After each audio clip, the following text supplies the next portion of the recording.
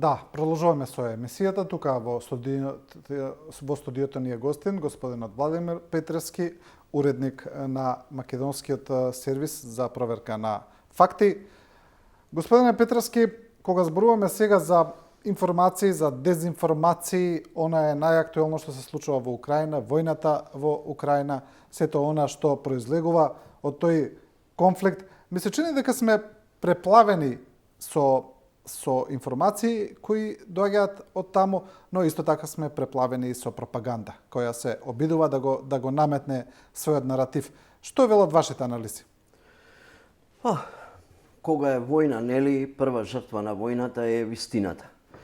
И она ние што го работиме, значи јас сум уредник на сервисот за проверка на факти, но истовремено работам и еден друг проект, тоа е порталот Вистиномер. И тоа е, нели, портал за јавна отчетност и транспарентност и за проверка на факти. Со тоа што во последно време, нели, проверката на факти доминира. Во војната, значи, како што реков, прва страда вистината. И тоа беше така од самиот почеток. Значи, на почетокот на војната, кога немаше доволно информации, кога не се знаеше што се случува првите неколку дена, се соочувавме со лажни видеоклипови. Значи, видеоклипови дури и од видеоигри или од други боишта, и тие беа ставани на социјалните мрежи со објаснување дека станува збор за видеоклипови од Украина, што не беше точно. Но потоа почнаа да пристигаат информации како што медиумите, нели, спратија своји дописници и исто така се активираат дезинформацијските мрежи. Значи, дезинформации има за жал од двете страни, со тоа што разликата е голема. Значи, од украинската страна има многу помалку и се гледа дека она што се не се тоа класични дезинформации, лаги, туку се гледа дека некои работи не се кажуваат, се заобиколуваат, за да се заштитат, нели, нивните единици, нивните трупи на фронтот, нивната борбена позиција, за да можат да ги спроведат, нели, нивните тактички маневри, битки и така натаму. Тоа е она што се вика прикривање на вистината. Додека од другава страна имаме и дезинформации кои се однесуваат, нели, на наводните успеси на руската војска и имаме пропаганда која што постои со години, каде што повторно она се велича, нели, се величаат оружените сили на Руската Федерација и се продолжува да се гради култот на Путин. Значи, тоа е она што доминира од таа страна. И се разбира, значи, многу работи не се кажуваат. Например, она што ние, нели, на Запад го гледаме и што го слушаме, тоа се информации пред се што ги добиваме од украинската страна. За некои работи медиумите имаат ембарго. Например, ако се случи некое бомбардирање, например, украинските власти можат да кажат: ве молиме, не кажувајте каде точно било бомбардирањето, за да не им кажат, нели, на русите дали ја погодиле целта или не ја погодиле целта. Тоа е повторно од тактички причини. И исто така се уште нема она што се вика ембедирање на новинари во единиците. Како што имаше, например, кога за време на Заливската војна. Они би оделе со нив заедно. Би оделе со нив заедно, значи Украина тоа се уште не го практикува, но не значи дека нема да почне да го практикува ако, не знам, интересот за војната почне да се намалува на Запад, така што може и тоа да го видиме. Но од руска страна гледаме дека има таква пракса. Па, да, ама видете... Особено на да, руските државни телевизии Да. кои одат на фронтот директно, да. Да, одат на фронтот. Сега не знам дали се баш ембедирани, она класично, нели, мислам сигурно сигурно не е, да. Значи не Но е она само како одат што на- беше, ги пуштаат- ги пуштаат да известат, Да, нели? да. Се знае, за жал во Руската федерација повеќе нема слободни медиуми, независни медиуми. Тие што ги имаше како, не знам, ТВ Дожд, нели, прекина со емитување, Медуза, не знам, сега работи од Естонија. Така што тоа се оние пропагандистички телевизии во државна собственост, особено тоа Русија 1, тој главен канал, каде што секоја вечер иде таа пропаганда, која што за жал многу силно влијае врз руската популација и затоа имаме и ситуации да не знам 80% од граѓаните на Руската Федерација да ја поддржат агресијата, Путин нели да има висок рейтинг и така натаму, што е многу лошо. Да, кога се донесе онаа одлука на ниво на Европската унија и која ја поддржавме ние како држава, тоа е дека да се забрани емитување на руските државни канали на територија на унијата, кај нас тоа се спроведе врз база на препорака од страна на владата. Имаше доста критики, па и од Европското здружение на новинари, дека тоа не е во ред таа одлука, дека нема ни да се постигне ефектот од такво спречување на информациите. А оние кои следат граѓаните кога ги прашувате, велат па сега ние сме лишени да ги слушнеме двете страни за да ја дознаеме вистината. Дали има таков ефект, да речеме, таа одлука за забрана на државните руски медии? Видете, оној што сака да ја дознае, да чуе руската страна, тоа ќе го направи на интернет. Да, можеби не на Спутник, можеби не на РТ. Сега, видете, тоа е веќе, значи, кога станува збор за војна, правилата на играта се поинакви. Значи, не можете да дозволите, мислам, во рете, ако не сакате да дозволите противничката страна да врши пропаганда на ваша територија, на, не знам, на врз вашето население. Потоа, аргументите на Европската унија се многу силни. Например, RT Russia Today е во Велика Британија е опомената 15 пати од тамошниот медиумски регулатор. Значи, само од тоа официјално се фатени 15 пати како лажат.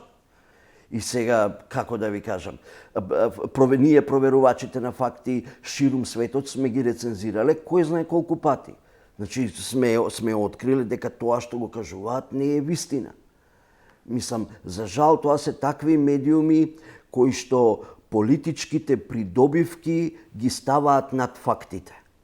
И сега во таква ситуација па се поставува прашање кој е бенефитот од тие медиуми? Зашто сега ние, не знам, би биле подложени на таа пропаганда?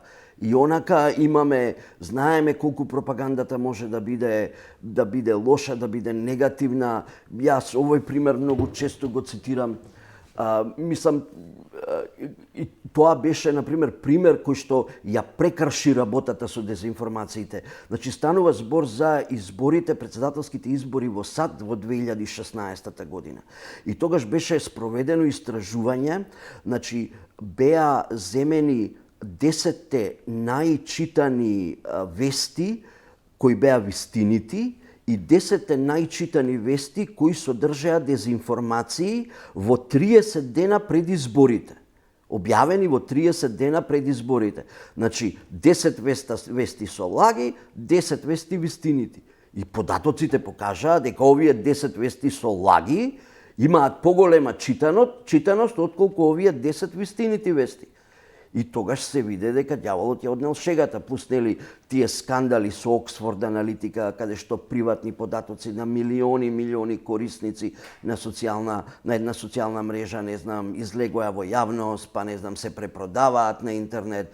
Значи почна веќе да станува проблематично. И сега покрај сите тие проблеми, сега од другава страна имаме и војна, каде што имаме докажано медиуми на кои што не им е драга вистината, на кои што политиката им е подрага. Тоа се видело ја ви спомнав пример со Велика Британија. Не е само Велика Британија, тоа во многу држави се случува така. Тие државни медиуми на Руската Федерација да бидат откриени како шират невистини. И сега во таква ситуација, плюс, видите, тие во војна можат да бидат злоупотребени на начин тоа да чини човечки животи. Значи, можат да кажат некоја дезинформација која што може да доведе до губење на човечки животи. Значи, може тоа и така, зашто војна е се тука. Да. И сега некој во Европската Унија решил, видете, подобро е еве вака да направиме и тоа го направиме. Добро, во однос кога се обидуваме да ја спречиме пропагандата, кога се обидуваме да ги спречиме дезинформациите на системски начин, кај нас еве можеби руските медиуми сега не се пренесуваат барем електронски на телевизиите, на интернет се разбира, не може да ги спречите. Гледаме преплавени сме од една, ајде да речеме, проруска пропаганда која доаѓа од српските медиуми, кои тоа го прават, а кои па не се воопшто ограничени за емитување на нашата територија, така да таа пропаганда повторно доаѓа до гледачите. Од друга страна, вие ја правите таа проверка на факти, ги проверувате, ги објавувате, но потоа јас не гледам некаква реакција кај нас од државата или од државните институции, особено за медиуми каде што е утврдено дека прават намерна пропаганда, дезинформации, дека буквално ги лажат луѓето. Значи, сакам да кажам, вие работите вашата работа, но нема ефект, нема реакција кај државата од тоа, освен што се обидувате да ги едуцирате граѓаните директно. Да, добро, ама државата тука не би ни требало да се меша се. Тоа државата ако земе да се меша, тоа може да се свати како цензура и тука ја не сум баш склон сега тука државата да ја мешаме, видете. Значи, борбата против дезинформациите има успеси, без друго има успеси. Например, нивото на дезинформации кое што го имавме во текот на политичката криза 2015-2017 беше далеку повисоко отколку денеска. Такви работи какви што се објавува, какви што се пишува во тој период, денеска тоа, мислам, не може ни да се замисли. Тогаш ние како беше, секој месец откривавме содржини со повици за насилство. Ми се чини дека таа промена е поради промена на политичката гарнитура пред се. Да, ама добро сега, ама тоа не значи дека тие медиуми не можеа, ама можеа тие медиуми да си продолжат. Можеа да си продолжат да лажат. Зашто не продолжат? Па очигледно е дека не можеле за тоа. Сега. Значи, не, видете, значи да, добро, да, и политичката гарнитура, ама сите тие медиуми си постојат. Ама мислам дека и борбата против дезинформациите игра улога после. Многу голема важност во борбата против дезинформациите има Facebook, односно ова што ние потпишавме договор нели со Facebook да станеме независни проверувачи на факти. И тука веќе ние не пишуваме само рецензии каде што велиме дека нешто е невистина, туку имаме веќе можности да го обележиме. И верувајте ми, тоа има голема важност. Ние игра голема улога. Ние забележуваме дека во мејнстрим медиумите денеска е многу потешко да најдете дезинформации. Особено дезинформации какви што пред 4-5 години ги имаше на секое. Сега таквите дезинформации, сакам да кажам груби дезинформации, па и дезинформации од било кој вид се на маргините, на некои непознати сајтови, мали сајтови или сајтови кои не се ни сајтови, туку кои постојат, не знам, само за да соберат лајкови на некоја Facebook страница и потоа да ја продадат таа Facebook страница и ги има на социјалните мрежи, ама ги нема на секаде. Значи, ние имаме купишта примери, например, да има на некој профил, да откриеме дезинформација, да ја рецензираме, да ја обележиме и потоа на тој профил не сме нашле друга. Значи, втор пат. Понекогаш треба 2-3 рецензии, ама потоа луѓе престануваат. Кај медиумите тоа е особено важно. Значи, порталите и во Македонија, и во голем број други земји, голем дел од сообраќајот им стига од Facebook. И Facebook им е многу важен. Особено на етаблирани медиуми, тие знаат да имаат 60-70% од сообраќајот да им стига од Facebook. И Facebook им е многу важна платформа. И они не можат да си дозволат сега, не знам, да не го фермаат Facebook. Така што, верувајте ми, многу големо внимание има. Сега, да, има, мислам, речи, во Македонија има 1,2 до 1,4 милиони корисници, значи не можете вие свет да проверите и не е ни тоа ни целта. Значи не е нас целта да бидеме, не знам, полицајци, не знам, на социјалната мрежа, туку да ги најдеме оние најгруби, највирални дезинформации што имаат потенцијал да предизвикаат големи штети. Заради тоа и многу се бавиме со ковид дезинформации, затоа што ти имаат капацитет да нанесат штета, станува нели збор за јавното здравје. И на второ место ни е Украина, се разбира, затоа што и тука има нели голем број. На Facebook ако анализираме, бидејќи во Македонија се користи реално да бидеме најмногу Facebook, Твитерот е поограничена една затворена група на луѓе, не е толку широко достапен. Кога ги читам коментарите, јас сум навистина фрапиран. Но тие коментари, ајде да речам дека се 90, бидејќи јас сум професионален новинар, знам и сам да ги препознавам тие појави, 90% мислам дека се погрешни, може би и повеќе. Навистина е неверојатна е таа неедуцираност на луѓето кои користат Facebook и нас. Да, значи нивото на медиумска писменост или барем ајде да бидеме попрецизни на оние кои коментираат. Сега не може да ме кажеме дека сите се. Да, нивото на медиумска писменост во земјава е многу ниско и нивото на критичко мислење, затоа ние работиме и на тоа, ние не велиме дека проверката на факти мислам ќе заврши работа во оваа битка за вистината. Ние работиме на многу фронтови, значи се бавиме со проверка на факти, со медиумска писменост и тоа и пред сека и младите, затоа што станува збор за образовен процес на кој што му треба време за развивање на капацитетите за критичко мислење. Потоа се бавиме и со ширење на позитивни наративи каде што ја промовираме вистината, каде што се обидуваме да ја дадеме поголем простор на вистината за сметка на лагите. И сега да, значи коментарите се проблем, значи ние не можеме, нема таква можност ние да рецензираме коментари под постот. Ние го рецензираме цел пост. Јас знам, туку само ги кажам како појава. Да, тоа е многу лоша појава. Да, тоа е многу лоша појава, Арно, ама ние кога ќе рецензираме пост, Facebook понекогаш знае да го намали опсегот на тој пост, а со тоа го намалува и опсегот на коментарите. Има таму се зборува дека можеби и коментарите би требало да бидат рецензирани, ќе видиме како тоа ќе излезе. Проблемот е тука што луѓето не ги читаат содржините. Значи споделените содржини не ги читаат, го читаат само насловот. И тоа го користат, тоа го користат мрежите за ширење на дезинформации, каде што нели насловот е манипулативен, сензационалистички, не знам, повеќе крие отколку што кажува или нема врска со веста, насловот кажува едно, веста кажува друго. Арнама нив им се потребни тие кликови и тоа го злоупотребуваат. И тоа ако нешто може да се каже некако совет, значи пред да споделите нешто, пред да кликнете ми се допаѓа, пред да прокоментирајте, прочитајте го тоа во целост. Прочитајте го во целост.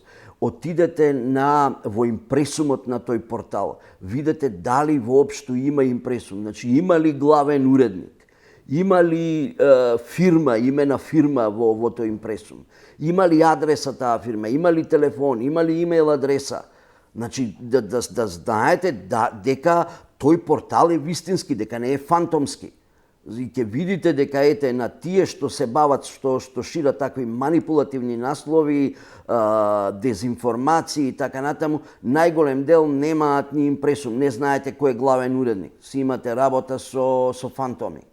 И такви портали воопшто не би требало да им обраќате никакво внимание. Особено не знам да имате интеракции со нив и со тоа не знам да го ширите нивното влијание, затоа што бивате излажани, речи го ширите, помагате да се шират дезинформации. Ми се чини дека оваа едукација треба да се прави. Сега гледам дека има почнува тоа да се спроведува на факултетите, во средното образование, дека треба да се прави од мали нозе, дека веќе медиумската едукација не е нешто што треба да биде споредно или треба да биде успат. Мислам дека треба да биде многу посистемски. Значи, буквално, кој што учат децата пишување, кој што учат математика, треба да учат и медиумска едукација, бидејќи излегува дека понатаму животите им зависат од тоа. Не е нешто што е случајно или споредно, туку многу суштински. Да, значи, има и уште порадикални предлози. Значи, компаниите, интернет компаниите, IT компаниите, за да стигнат до корисници, одат таму каде што се корисниците. Значи, одат на социјални мрежи, одат, не знам, на тие мрежи каде што има заеднички игри. И сега дури има и предлози целиот образовен процес да се пресели таму. Зашто децата се таму? Значи, децата, ако се на TikTok, зошто па на TikTok да не учат географија, например. Така што има уште порадикални предлози. И да, тоа се работи од мали нозе и најголем дел од обуките ние што ги имаме за медиумска писменост, за справување со дезинформации, се однесуваат на средношколци, студенти, млади новинари, токму затоа што станува збор за едукативна ден, за едукативен процес, ама му треба време. Значи, на секоја едукација и треба време. Да. Добро, кога овие кои се некои дел од луѓето, од јавните личности, кои пишуваат често на Facebook, кои на некој начин веќе тоа го прават и од политички мотиви, него не кријат тоа, формираат и некакви групи, здруженија, формални, неформални, не е важно. Често ве спомнуваат вас, сервисот за верификација на фактите, ве спомнуваат како вие да сте инквизиција, инквизитор, велат, вие сте тие единствените кои решаваат што е вистина, а што не е вистина, и на тој начин се обидуваат на некој начин да ве оцрнат. Велат дека вие всушност спроведувате цензура, а не ги верифицирате фактите. Да, значи станува збор за незнаење што е цензура. Значи и историски и во актуелните околности, за некој да биде цензор, значи само државата може да биде цензор или некој овластен од државата. Не може, не знам, новинари од невладина организација кои што имаат договор со една социјална мрежа да проверуваат факти да бидат цензори. Станува збор, значи видете. Тука и се злоупотребува зборот вистина. Значи, поконкретно, ние проверуваме проверливи факти. Значи, она што може да се провери. Има многу работи за кои што ние сме се сомневале дека не се вистинити, дека не се точни, ама не можеме да ги провериме. Или е невозможно да се провераат, или би ни требало многу време, или би требале многу пари и не можеме да го провериме и не го проверуваме. Значи, проверуваме само она што може да се провери. Не знам, верски вистини, филозофски вистини, лични вистини, духовни вистини, ништо од тоа не се бавиме. И ние не бришеме содржини, ние едноставно кажуваме, луѓе, ова не е вистина. И сега не е тоа нешто што е исклесано во камен. Значи, ако испадне дека сме сгрешиле, секој може да ни се јави и да ни каже, луѓе, не сте во право, сте сгрешиле, ние ќе го тргнеме рейтингот и ќе се извиниме. Не е проблем. Никој не е безгрешен, ниту пак ние не сме безгрешни. Ама за жал дискусијата не е на тие нивоа. Дискусијата ете на овие нивоа, вие сте цензори и така натаму. Инаку да ви кажам, не е тоа паднато од небо, не е тоа дека ова нас ни текна и дека едноставно. Значи, ова ние што го работиме го има во 90, можеби сега веќе и во 100 земји на светот. Потоа, ние сме секоја година сме сертифицирани и ресертифицирани. Значи секоја година во период од еден месец од меѓународната организација за проверка на факти се назначува асесор кој ги проверува сите содржини. И на сајтот, и на социјалните мрежи, се што објавуваме, дури и на нашите лични профили, и секоја година мораме да бидеме ресертифицирани за да се види дали добро ја работиме работата што ја работиме. Да. Добро, господине Петрски, јас сега пред крајот малку ќе ви искористам и како колега новинар кој порано го држеше економскиот сектор, се занимававте со економијата, со тие процеси. Имате напишано скоро 2 поста на Facebook на некој начин во таа насока, тие ми се интересни. Едниот се однесува за најголеми светски извозници на пченица во милиарди долари, тамо прва е Руската Федерација, Канада, Соединетите Американски држави, Франција, Австралија, Украина е 6-та, Аргентина и така натаму. Ова е секако во контекст на ова што се случува во Украина, за забраната или за невозможноста да се извезе украинската пченица, бидејќи украинските пристаништа се блокирани од страна на Русија. За сето тоа сега моментално се водат и преговори, но тоа предизвикува и недостаток, веројатно ќе предизвика уште во иднина и можен проблем со недостаток на храна. Како ги гледате тие процеси? Очекувате ли да дојде до недостаток на храна во скора иднина? А тоа знаеме дека ќе предизвика и лавина на други работи, како што е миграција, за која се повеќе се зборува, дека тие земји од Африка ќе тргнат во потрага по леп, буквално, низа на процеси.